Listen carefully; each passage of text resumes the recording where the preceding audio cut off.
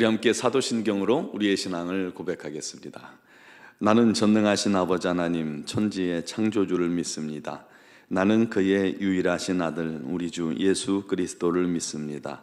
그는 성령으로 잉태되어 동정녀 마리아에게서 나시고 본디오 빌라도에게 고난을 받아 십자가에 못 박혀 죽으시고 장사된 지 사흘 만에 죽은 자 가운데서 다시 살아나셨으며 하늘에 오르시어 전능하신 아버지 하나님 우편에 앉아 계시다가 거기로부터 살아있는 자와 죽은 자를 심판하러 오십니다. 나는 성령을 믿으며 거룩한 공교회와 성도의 교제와 죄를 용서받는 것과 몸의 부활과 영생을 믿습니다. 아멘. 찬송가 450장 찬양 드리겠습니다.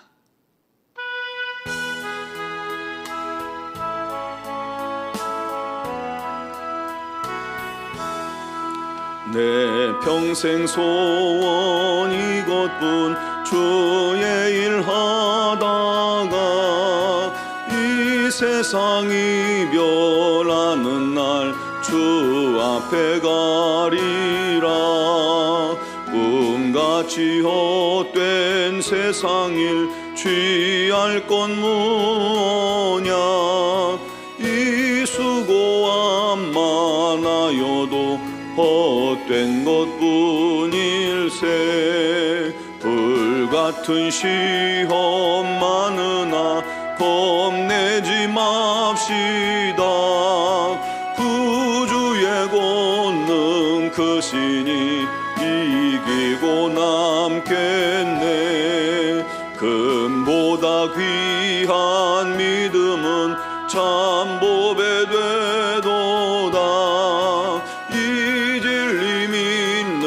사람들 다 복을 받겠네. 다른 광음을 주 위에 아끼세.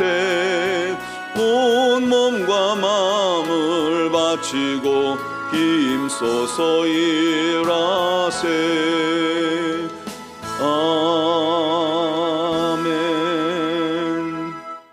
오늘 주신 하나님 말씀은 마가복음 3장 13절로 19절입니다. 마가복음 3장 13절로 19절을 봉독하겠습니다. 또 산에 오르사 자기가 원하는 자들을 부르시니 나아온지라. 이에 12를 세우셨으니 이는 자기와 함께 있게 하시고 또 보내사 전도도 하며 귀신을 내쫓는 권능도 가지게 하려 하심이러라. 이 12를 세우셨으니 시몬에게는 베드로란 이름을 더하셨고 또 세베대의 아들 야고보와 야고보의 형제 요한이니 이 둘에게는 보아너게 곧 우레의 아들이란 이름을 더하셨으며 또 안드레와 빌립과 바돌로메와 마테와 도마와 알페오의 아들 야고보와 및 다데오와 가나나인 시몬이며 또 가룟 유다니 이는 예수를 판 자더라. 아멘. 오래전 영국에 괴짜 바이올리니스트가 있었습니다. 그는 연주자이자 바이올린 수집가입니다. 그가 어느 날 자기가 소장한 바이올린 중에서 가장 값진 바이올린으로 연주회를 하겠다 발표했습니다. 지금도 아주 유명한 바이올린이 스트라디바리우스 같은 것은 300~400년 된 그런 악기로 만든다고 하죠. 좋은 것은 수억, 수십억씩 그렇게 가는 걸로 알고 있습니다. 많은 사람들이 값진 바이올린으로 연주한다니 얼마나 소리가 좋을까 하고 연주를 듣기 위해서 몰려들었죠. 그가 이제 몇 곡의 연주를 다 하고 나서 관객들이 그 아름다운 소리에 또 이렇게 열렬한 박수를 보냈습니다. 과연 참 좋은 악기다 그렇게 반응을 했겠죠. 그런데 갑자기 그만 그가 자기가 켜던 이 바이올린을 땅에 집어던지고 발로 밟아서 부수는 겁니다. 관객들이 그 모습에 충격을 받았죠. 아니 저 귀한 걸. 그런 뒤에 그는 들어가자마자 다른 바이올린을 가지고 나와서 다시 무대에 섰습니다. 사회자가 말합니다. 여러분 조금 전에 연주한 바이올린은 사실 20파운드짜리 싸구려 바이올린입니다. 이제부터 정말 고가의 바이올린으로 연주를 하겠습니다 하고 이제 또 연주를 하게 된 겁니다. 그 역시 아주 감동을 주는 아름다운 연주였고 큰 박수를 받았다고 합니다. 그런데 사람들 입장에서 들었을 때 20파운드짜리 바이올린과 값을 매길 수 없는 그런 값진 바이올린, 이 두 바이올린에선 큰 차이가 느껴지지 않았다는 거예요. 그가 기이한 행동을 통해서 관객들에게 전하고 싶은 메시지가 있었던 거예요. 위대한 음악은 악기 때문만이 아니라 연주가가 있기 때문이다라는 것입니다. 위대한 음악가가 위대한 음악을 만드는 것이지 악기가 좋다고 위대한 음악을 만드는 것은 아니다라는 것입니다. 여러분, 아무리 값진 악기가 있어도요, 아주 정말 수억 원짜리 바이올린이 앞에 있어도 악기를 다룰 줄 아는 제가 연주하면 어떤 소리 나겠어요? 아주 훌륭한 소리가 납니까? 아니죠. 깽깽이 소리가 날 수밖에 없어요. 반대로 값싼 악기를 할지라도 위대한 연주자가 그 악기를 통해서 영혼이 담긴 음악을 연주할 수 있는 겁니다. 아니, 줄 하나를 가지고도 위대한 연주자는 아름다운 음악을 연주하는 것을 제가 들은 적이 있습니다. 그와 같이 우리 그리스도인들은 내가 잘해서 주회를 하는 것이고 주의 뜻을 이루는 것이 아니라는 것을 우리가 분명히 기억해야 합니다. 내가 열심히 해서 하나님의 영광을 나타낼 수 있는 거 아닙니다.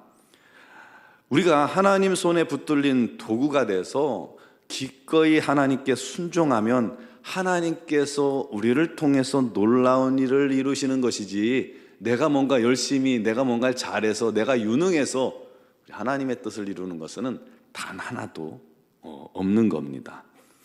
오늘 말씀에 우리 주님께서 산에 오르셔서 자기가 원하는 자들을 부르셨다라고 말씀합니다. 즉 12제자를 부르신 것이죠.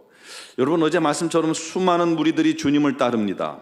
주님 곁에는 헌신적인 여인들도 있었고, 또 주님 곁에는 주님을 정말 열렬히 사모하는 그런 많은 사람들이 있었습니다. 어딜 가든 따라가는 그런 사람들이요. 그런데 그 많은 무리들 중에서 주님은 12명을 뽑아서 그들을 제자 삼으신 겁니다. 이유는 첫째로 주님과 함께 있게 하심이었고, 주님께서 이제 3년 공생애간에 이 제자들과 함께 하시면서 주님의 모든 것을 가르쳐 주시려는 목적이었죠. 둘째는 전도를 위해 파송하기 위함이었습니다. 그리고 전도를 함에 있어서 그 일을 방해하는 세력이 있죠. 귀신의 세력입니다. 그래서 셋째로 그 귀신을 내쫓는 권능도 그들에게 주려 하시기 위해 부르신 것입니다. 여러분, 이번 미얀마 단기 선교를 위해서 21명의 대원들을 위해 지금도 기도하시지만 꼭 기도해 주시기 바랍니다. 그게 단순히 여행 다니는 게 아니라 영적 싸움이기 때문입니다. 우리가 가서 복음을 전하는 그러한 일들이 있기 때문에 반드시 기도해 주셔야 합니다. 자, 그런데요, 주님께 부름을 받은 12명의 제자들 면면을 한번 보시기 바랍니다. 이들이 학벌 좋은 사람이 있습니까? 빽 좋은 사람이 있습니까? 똑똑한 사람들인가요? 율법을 완전히 이행하는 그런 바리새인 같은 사람들인가요? 아닙니다. 가난한 부류의 사람들, 가난한 어부들이 제일 많았죠. 이들은 교육도 제대로 못 받았습니다. 심지어 제자들 중에는 세리도 있었어요. 열심당원도 있었어요. 주님을 판 가룟 유다도 있었습니다. 이들의 면면은 자랑할 게 없어요. 특별한 재능이 있는 것도 아니고 아주 지능이 뛰어난 사람도 아니고 유능하지도 않습니다. 세베대의 아들 야고보와 요한은 우레의 아들이라는 별명이 붙을 만큼 성정이 아주 불같은 사람들입니다. 베드로도 좀 그렇죠. 아니, 주님은 왜 그런 사람들을 제자로 부르셨을까요? 부족하고 연약하고 사람들 앞에 이렇게 무시당하기 십상이던 그런 사람들이 어떻게 제자가 됐을까요? 왜 그들과 3년을 동고동락하셨고, 왜 겁 많고 위축된 사람들을 전도자로 파송하며, 왜 그들에게 귀신을 제어할 권능을 주시는 걸까요? 바로 하나님 나라의 또 주님의 복음을 위해 쓰임 받는 도구 삼으시기 위함입니다. 그 일에는 유능한 사람이 필요한 게 아니라 순종하는 사람이 필요한 겁니다. 너무 잘난 사람은 방해가 될 수도 있어요. 가룟 유다 보세요. 그는 똑똑한 사람입니다. 제자들 중에 제일 똑똑한 사람이었던 것 같아요. 그래서 그가 이렇게 돈꾀를 맡은 일을, 회계 일을 담당을 했었던 겁니다. 하지만 그가 유일하게 주님을 배반하고 돌아오지 않았죠. 여러분, 주님의 뜻은, 우리 하나님의 뜻은 우리 주님께서, 우리 하나님께서 이루어 가십니다. 사람을 통해 이루어지는 것은 없습니다. 단지 사람을 통해서 하나님께서 그 일을 이루시는 것입니다. 그 일에 가장 합당한 사람이 누굴까요? 최고의 학자일까요? 정치인일까요? 종교 지도자들일까요? 기업인일까요? 영향력이 아주 큰 사람일까요? 우리 생각에는 그런 사람들이 훨씬 잘할 수 있을 거다 생각하는데 그것이 아니었던 겁니다. 주님은 아무것도 아닌 사람들을 부르셨습니다. 단지 조건이라면 그 주님의 부르심에 기꺼이 예하고 응답한 사람들입니다. 모든 것을 버리고 주님을 따른 사람들입니다. 또 주님을 믿는 자요, 주님을 사랑하는 자들이요, 무엇보다도 주님 마음에 합당한 사람, 주님께서 원하시는 사람이었던 겁니다. 여러분, 오늘도 주님은 사람을 찾으십니다. 교회 안에 여전히 많은 무리가 있어요. 자기 유익을 위해 주를 따르는 사람들이 한국 교회 안에도 얼마나 많이 있습니까? 그러나 소수는 주를 위해 살기로 결단하고 주의 부르심에 기꺼이 예하고 순종하는 사람이 있습니다. 내가 좀 부족해서요, 나는 뭘 잘 못해서요, 나는 기도도 잘 안 돼서요, 그게 아니라 주님의 부르심이 있다면 예하고 순종하는 사람이 진짜입니다. 그가 바로 제자입니다. 세상은 무리가 아니라 제자들이 바꾸어 나갔다는 것을 기억하시기 바랍니다. 내 능력이 아니라 주님 손에 붙들리면 가능합니다. 우리가 할 일은 주님께서 쓰기에 합당한 그러한 도구로 남는 겁니다. 비록 깎이고 부족하고 닳고 무뎌져 있을지라도 주님 손에 잘 맞고 주님께서 원하시는 대로이라면 주님께서 우리를 다듬으시고 깎으시고 갈아서 주님 뜻대로 사용하시는 줄 믿으시기 바랍니다. 우리도 무리가 아닌 제자가 됩시다.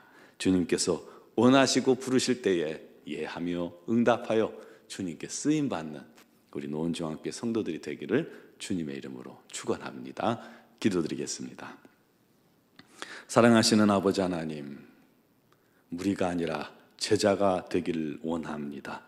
우리 주님께서 연약하고 부족한 자들을 택하셔서 하나님의 자녀 삼으셨사오니 그 은혜에 날마다 감사하게 하시고 또 주님께서 우리를 필요로 하셔서 부르실 때에 아멘 하고 주님 앞에 서는 자가 되게 하여 주옵소서. 우리는 부족하고 연약하고 아무것도 할 줄 모른다 할지라도 주님 손에 붙잡히면 주님께서 우리를 통해서 하나님의 놀랍고 영광스러운 일을 이루어 가실 줄 믿습니다. 믿는 믿음으로 기꺼이 주님 앞에 서게 하시고 최선을 다해 주님 앞에 순종하는 믿음의 자녀들이 되게 하여 주옵소서.